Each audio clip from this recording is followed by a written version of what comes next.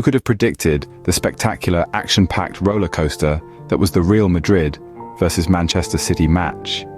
If you did, you should probably start buying lottery tickets. As we dive into the unexpected face-off between these two titans of football, one thing is clear: the scriptwriters of this drama were having a field day. It was like watching a mashup of a suspense thriller, an action movie, and a slapstick comedy.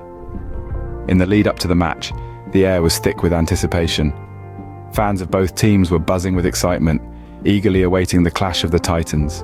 Every sports channel, every social media platform, every pub conversation revolved around one question: who would come out on top? On one side, you had Real Madrid, the 13-time Champions League victors, a team with a legacy as rich as a triple chocolate cake. On the other side, you had Manchester City, the ambitious underdogs, led by the master tactician Guardiola, aiming to carve their own legacy, like a sculptor determined to turn a block of stone into a masterpiece. The stage was set for a game that promised to be as tense as a high-wire act over a pit of alligators.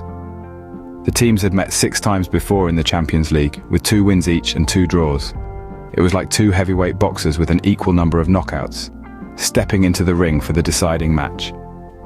As the match approached, the excitement was as palpable as the tension in a room full of long-tailed cats in a rocking chair factory.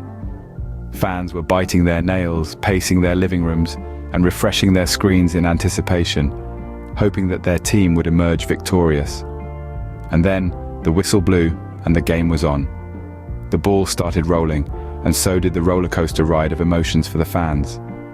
From the first kick to the final whistle, it was a whirlwind of action, drama, suspense, and unexpected twists that would have made a soap opera scriptwriter green with envy. So there we have it, folks. The stage was set for a showdown that would have made a Hollywood action movie look like a children's cartoon.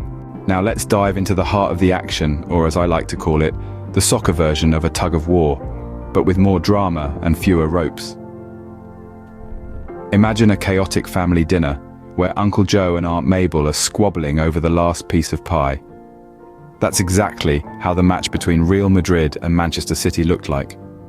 Only instead of pie, they were fighting for control over a round piece of leather, and instead of a cozy dining room, they were in a grand stadium filled with roaring fans. The back-and-forth action was like a Black Friday sale. Both teams were rushing towards the goalpost like shoppers running towards a 50% off sign. And boy, did they score. The goals came flying in faster than you off flat-screen TVs. Real Madrid wasn't going to let Manchester City have all the fun.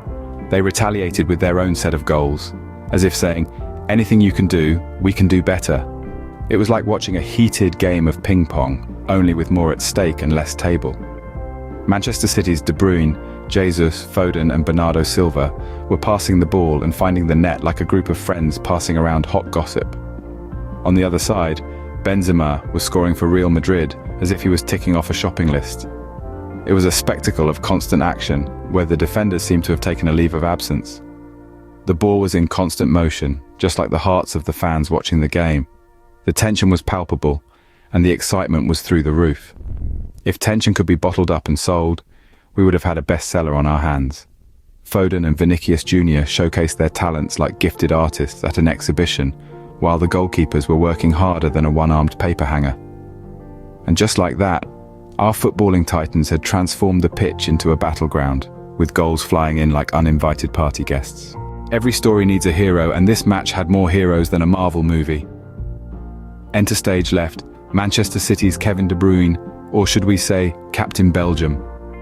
With his pinpoint passes and an eye for the goal, he was the architect of City's attack, the maestro pulling the strings. And let's not forget the young Phil Foden, or as we now dub him, the Flash Foden. His speed, agility and knack for finding the back of the net certainly left the Madrid defense in a dizzying spin. But wait, it wasn't just the City lads basking in superhero glory. Real Madrid's Karim Benzema, or should we say, Benzema the Hulk, muscled his way through, scoring twice and showing why he's considered one of the best strikers in the world. And who can forget Vinicius Jr., our very own Spider-Man, with his web of dribbles and tricks, weaving through the City defense with an ease that would make Peter Parker jealous. And let's not forget the goalkeepers, the last line of defense, the guardians of the goalpost. They were nothing short of Iron Men, making saves that defied the laws of physics. Their goalpost might as well have been a fortress, and they were the knights guarding it. But the real star of the show, the unsung hero, if you will, was football itself. The beautiful game that brings us together, that makes us cheer, laugh, cry, and sometimes all at once. It was football that turned ordinary men into superheroes for 90 minutes, showing us that anyone can wear the cape, that anyone can be a hero.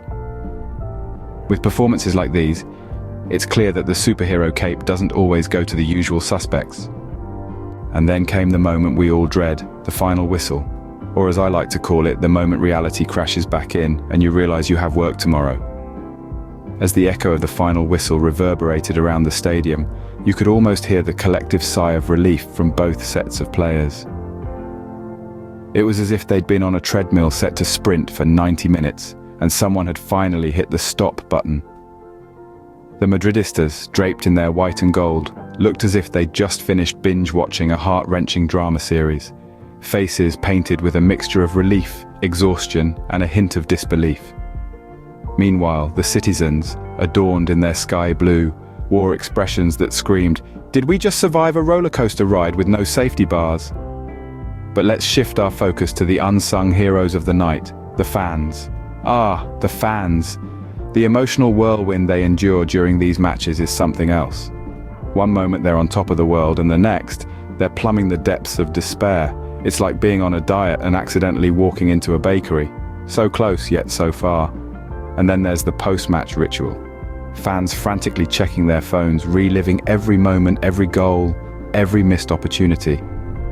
It's the digital age equivalent of a post-mortem, only with more emojis and less formaldehyde.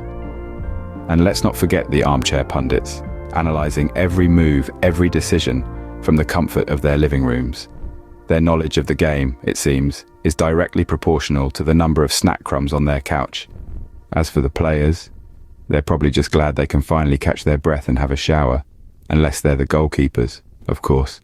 They probably want to stay as far away from showers as possible, considering the number of times they've been soaked tonight. And so, as the dust settles on this epic clash, we're left with memories, bragging rights, and perhaps a few more grey hairs than we started with. But hey, that's football for you.